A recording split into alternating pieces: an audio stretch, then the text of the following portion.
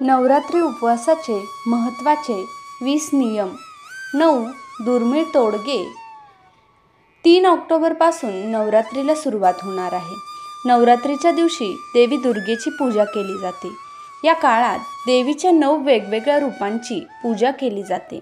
नवरात्रीचे 9 दिवस भाविक देवीची भक्तिभावाने पूजा करतात. अनेक भाविक 9 दिवस उपवास करतात. चला तर मग जाणून घेऊया नवरात्रीत उपवास करताना काय काय नियम पाळावेत. 1. नवरात्रीचे व्रत पाळण्यामागचा भाविकांचा मुख्य उद्देश आदिशक्तीचा आशीर्वाद मिळावा हा असतो. यासाठी स्नान करून प्रार्थना करून दिवसाची सुरुवात करावी. तुम्ही मंदिरांनाही भेट देऊ शकता आणि देवीचे दर्शन घेऊ शकता. 2. देशभरामध्ये नवरात्र वेगवेगळ्या प्रकारे साजरी केली जाते. नवरात्र हा देशभरातील सर्वात मोठा उत्सव आहे. नवरात्रीचा उपवास खूप लोकप्रिय आहे. पहिल्या दिवशी कलश स्थापनेनंतर भक्त त्यांच्या कुटुंबाच्या परंपरेनुसार 9 दिवसांचा उपवास किंवा पहिला आणि शेवटचा उपवास करतात. 3. नवरात्रीच्या पहिल्या दिवशी कलश स्थापना किंवा घटस्थापना केली जाते. हा सणातील एक महत्त्वाचा विधी आहे आणि तो प्रतिपदा चालू असताना केला पाहिजे. 4. नवरात्री उपवास करणाऱ्याने पलंगाच्या ऐवजी जमिनीवर झोपावे. जर तुम्ही जमिनीवर झोपू शकत नसाल तर तुम्ही लाकडी फळीवर झोपू शकता. 5. नवरात्रीत उपवास करणाऱ्यांनी झोपण्यासाठी खूप मऊ गादी वापरणे टाळावे. शक्य असल्यास 9 दिवस गादीशिवाय झोपा. 6. नवरात्री उपवास करणाऱ्या व्यक्तीने ब्रह्मचर्य पाळावे. यात सोबत वागण्यात क्षमाशीलता आणि उत्साह असायला हवा. उपवास करणाऱ्या व्यक्तीने वासना, क्रोध, लोभ आणि आसक्तीपासून दूर राहावे. 7. नवरात्रीच्या काळात अखंड दिवा प्रज्वलित करावा. माँ दुर्गा आणि तिच्या वेगवेगळ्या अवतारांची सकाळ आणि संध्याकाळची आरती करावी. 8. नवरात्री उपवासाच्या दरम्यान दुर्गा सप्तशतीचे 14 पाठ पारायण अवश्य करावे आणि मातेची आरती पूजा सकाळी आणि संध्याकाळी जरूर करावी. 9. नवरात्र हा एक शुभ मुहूर्त आहे आणि यावेळी नखे कापणे आणि मुंडन करण्यास मनाई आहे. नवरात्रीत मद्य आणि मांसाहार पदार्थाचे सेवन करू नये कारण ते तामसिक पदार्थाच्या श्रेणीत येतात. 11. नवरात्रीच्या काळात फक्त अन्न आणि सभोवतालची शुद्धता महत्त्वाची नसते तर विचारांची शुद्धताही तितकीच महत्त्वाची असते.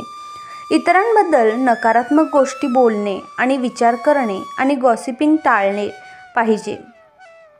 12. नवरात्रीच्या उपवासादरम्यान मासिक पाळी आली तर काही गोष्टी लक्षात ठेवून तुम्ही उपवास पूर्ण करू शकता. जर स्त्रीला पहिल्या ते 4थ्या दिवसापर्यंत मासिक पाळी आली असेल तर कलश पती किंवा भट ब्राह्मणांद्वारे स्थापित केला जाऊ शकतो. 13. जर नवरात्रीच्या मध्यभागी एखाद्या महिलेची मासिक पाळी सुरू झाली तर अशा स्थितीत 4 दिवस पूजा करू नका. 5व्या दिवसापासून महिला पूजेत सहभागी होऊ शकतात. या दरम्यान मासिक पाळी येणाऱ्या महिलांनी आईचे भोग तयार करू नयेत किंवा पूजास्थळी जाऊ नये. 14. या महिलांनी पूजेच्या कोणत्याही साहित्याला स्पर्श करू नये.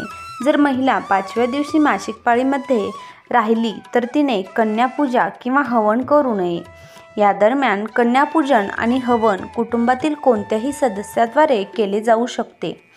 15.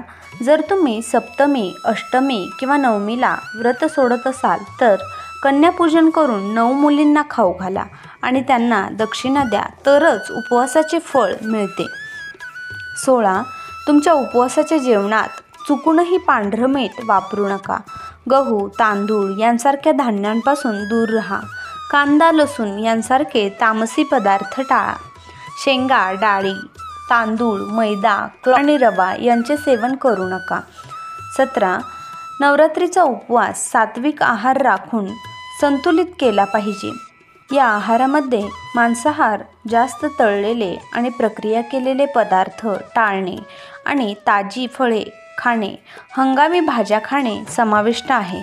सात्विक आहारामुळे तुम्हाला शांतता लाभेल आणि त्यामुळे रागाची पातळी कमी होईल. 18.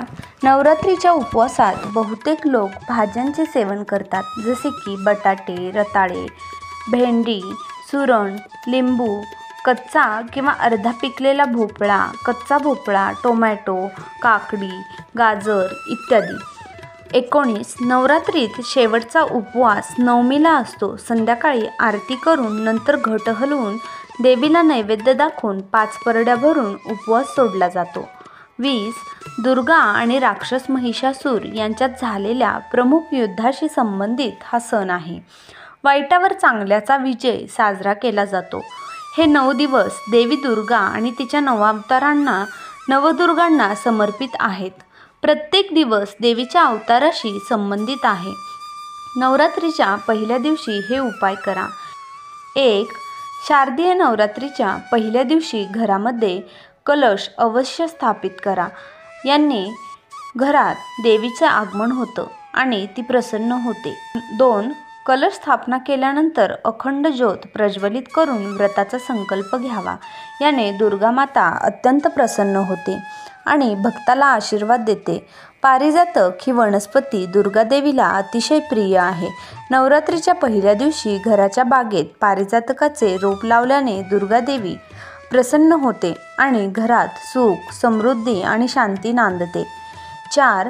तुमच्या घराच्या बागेत दक्षिण किंवा पश्चिम दिशेला तुळशीचे रोप अवश्य लावा. यामुळे लक्ष्मी आणि दुर्गादेवी या दोघीही प्रसन्न होतात. त्यामुळे घरातील तिजोरी संपत्तीने भरलेली राहते. 5. माता दुर्गेला जास्वंदाचे फूल खूप आवडते. नवरात्रीच्या पहिल्या दिवसापासून जास्वंदाचे फूल अर्पण केल्याने देवी दुर्गा प्रसन्न होते आणि भक्ताला इच्छित फळ प्रदान करते. 6.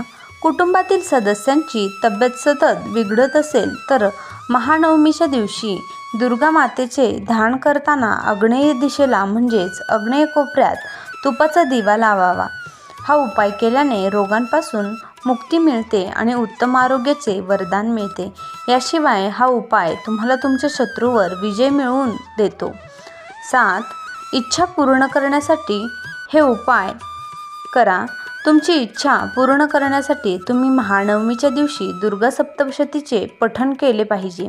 यामुळे मानसिक शांती मिळते. जर तुम्हाला या दिवशी संपूर्ण दुर्गा सप्तशतीचे पठण करता येत नसेल तर तुम्ही किमान त्याच्या 12व्या अध्यायाचे पठण करावे. असे केल्याने मनोकामना पूर्ण होते. 8. विवाहित महिलांनी हे उपाय करावेत. विवाहित महिलांनी नवरात्रीच्या 9व्या तिथीला माता सिद्धिदात्रीला सौभाग्याचे साहित्य अर्पण करावे. असे केल्याने तुमच्या जोडीदाराच्या आयुष्यातील अडचणी दूर होतात आणि तुम्हाला सौभाग्यही लाभते. नवरात्रीची 9वी तिथी अतिशय विशेष मानली जाते. या दिवशी वरील उपायांचे पालन केल्याने अनेक फायदे मिळू शकतात. याचसोबत काही नवीन सुरुवात करायची असेल तर हा दिवस खूप शुभ आहे. या दिवशी नवीन काम सुरू केल्याने नक्कीच यश मिळते. तुम्हा सर्वांना घटस्थापनेच्या हार्दिक शुभेच्छा. व्हिडिओ आवडला असेल तर व्हिडिओला एक लाईक नक्की करा व तुम्ही पहिल्यांदाच माझ्या चॅनलवर आला असाल तर चॅनलला नक्की सबस्क्राईब करा. धन्यवाद.